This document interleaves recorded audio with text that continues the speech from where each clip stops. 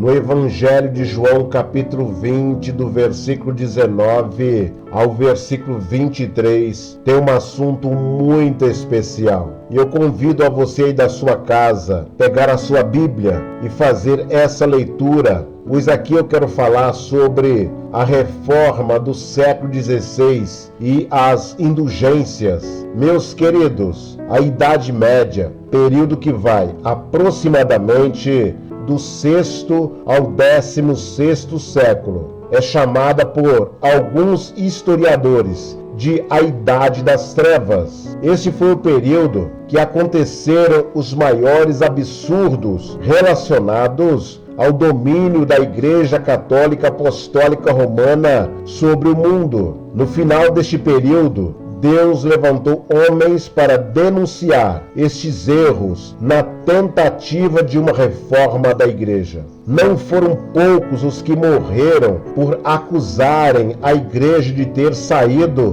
do reto caminho. Para o próximo dia 31 de outubro, vamos falar sobre as indulgências nessa mensagem de vídeo do Paripense para bem compreendermos o assunto. Vejamos o que ele está fundamentado. Em primeiro lugar, o que é uma indulgência? Abre aspas. Uma indulgência é a remissão perante Deus da pena temporal devida aos pecados cuja culpa já foi apagada. Remissão que o fiel devidamente disposto obtém em certas e determinadas condições pelo agir da Igreja, dispensadora da redenção, que distribui e aplica por sua autoridade o tesouro das satisfações de Cristo e dos santos. Uma indulgência é parcial ou plena, conforme remova tanto a punição parcial ou total da punição temporal decorrente do pecado.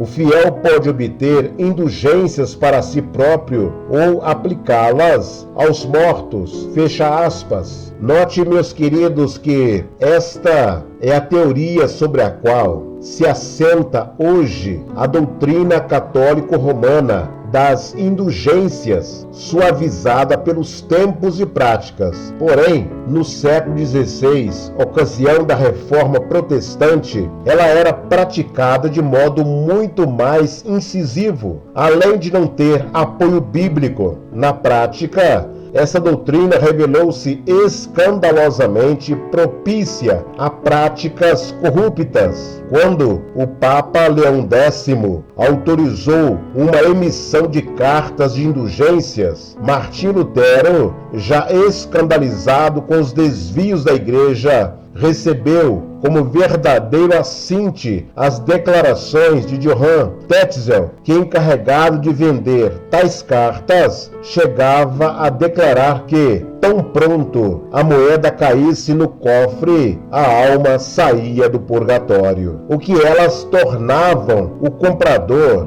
mais limpo do que Adão antes de cair.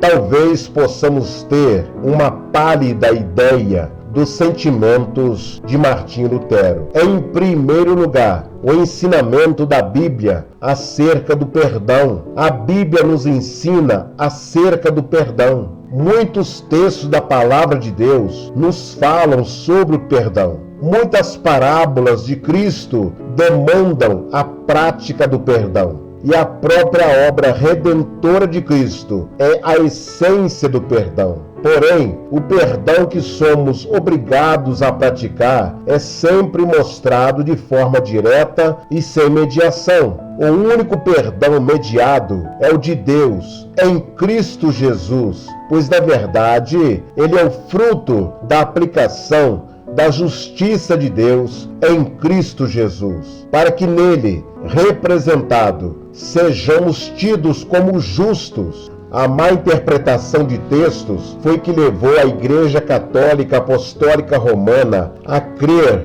na ideia de que o perdão só é obtido mediante penitência equivalente ao pecado cometido. Em segundo lugar, Cristo nos mostra o quanto nos é difícil perdoar. Ao contar a parábola do filho pródigo, Jesus fala de dois irmãos. O mais novo sai de casa, considera o pai como morto, pois pede a antecipação da herança. Gasta prodigamente todos os bens do pai. Desce a tal nível de miséria que se vê desejoso de comer a comida dos porcos. Mas ele se arrepende e volta, mesmo apresentando características de que estava apenas interessado na fartura da casa do pai. O pai o recebe e de coração o perdoa. A parábola termina com o irmão mais velho hesitando em perdoar. Ou seja, o irmão que sofreu menor ofensa foi quem mais tem dificuldade em perdoar. O mesmo acontece com a parábola em Mateus 18, do versículo 23 ao versículo 30. Confira aí na sua Bíblia. Esta parábola é conhecida como a parábola do credor incompassivo. Quem devia uma quantia impossível de ser paga foi perdoado, mas recusou-se a perdoar um colega de trabalho que lhe devia uma pequena quantia. Não será por essa dificuldade em perdoar comum a todos nós que nosso Senhor, quando nos ensinou a orar, condicionou nosso pedido de perdão, que nos diz: perdoa-nos as nossas dívidas, assim como temos perdoado aos nossos devedores. Mas, em terceiro lugar, a reforma resgatou o sentido bíblico de perdão. Todos nós sabemos que, quando ofendemos nosso irmão, estamos ofendendo também a Deus, pois não há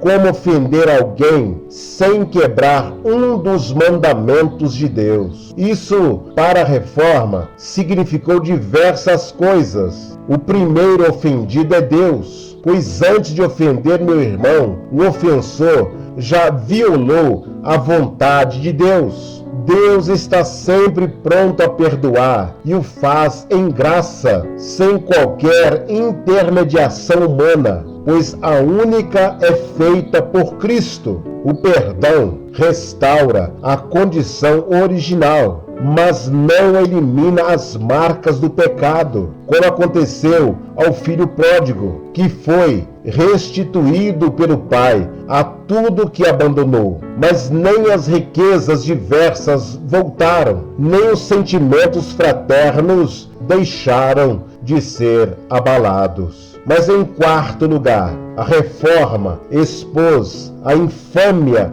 das indulgências. A doutrina das indulgências assenta-se sobre a doutrina da satisfação, que, resumindo, ensina não adiantar ao pecador apenas arrepender-se dos pecados que cometeu, mas satisfazer a justiça de Deus com boas obras. Primeira infâmia doutrinária. Não é preciso ir muito longe para ver que tal doutrina desdenha do sacrifício de Cristo e pressupõe que o homem possa fazer algo melhor do que trapos de imundícia. A situação é agravada quando se declara que tais boas obras podem exceder ao que Deus exige de alguém e que esse excesso pode ser juntado em um tesouro das satisfações de Cristo e dos santos, a ser administrado pela igreja, esquecendo-se de que ninguém pode satisfazer a justiça de Deus no que acontece a si próprio, esquecendo-se de que Cristo morreu apenas pelas suas ovelhas. Evangelho de João, capítulo 10, versículo 15. A segunda infâmia histórica. Não sabemos exatamente como se originou a doutrina das indulgências. Alguns cogitam que ela desenvolveu-se a partir das doutrinas das chaves. Na perspectiva católica romana, Pedro é o detentor das chaves. Na perspectiva protestante, todos são detentores, possuidores, posseiros das chaves do reino dos céus. abrem-no ao proclamar o Evangelho e fecham-no ao disciplinar o faltoso. Observe que Mateus 18, versículo 18, a prerrogativa de ligar e desligar é dada a todos os apóstolos, e como o contexto fala da disciplina da igreja, tal prerrogativa estende-se a todas as ovelhas do Senhor Jesus. Pense nisso. Eu quero concluir essa mensagem despertando a sua mente e o seu coração para uma volta à palavra de Deus. Meus queridos, contra essa mistura de religião e comércio foi que os reformadores se revoltaram. Será que há semelhança com os dias de hoje? Será que não precisamos de novos reformadores revoltados com as práticas comerciais que já chegaram às igrejas evangélicas? Temos o absurdo de aparecer gente que se diz evangélico, líderes, vendendo saquinhos de cimento, vendendo tijolos ungidos. O absurdo que apareceu há pouco tempo de uma denominação vendendo escrituras no céu. Essa mensagem é para despertar, para que você veja o quanto os erros levaram a igreja a uma decadência, como os erros nos dias atuais têm colocado o evangelho em descrédito. Ore a Deus pedindo perdão pela omissão. Ore a Deus pedindo forças para não aceitar os erros que têm sido cometidos ao seu redor. Que Deus te abençoe. Lembre-se, dia 31 de outubro será relembrado não o dia das bruxas, mas sim o dia da Reforma Protestante. Um grande abraço para todos vocês. Espero que eu tenha ajudado com essa contribuição para que você aprecie a palavra de Deus como única regra de fé e prática. Amém? Aqui é o pastor Fernando Costa. Um grande abraço para você e um grande abraço para toda a sua família.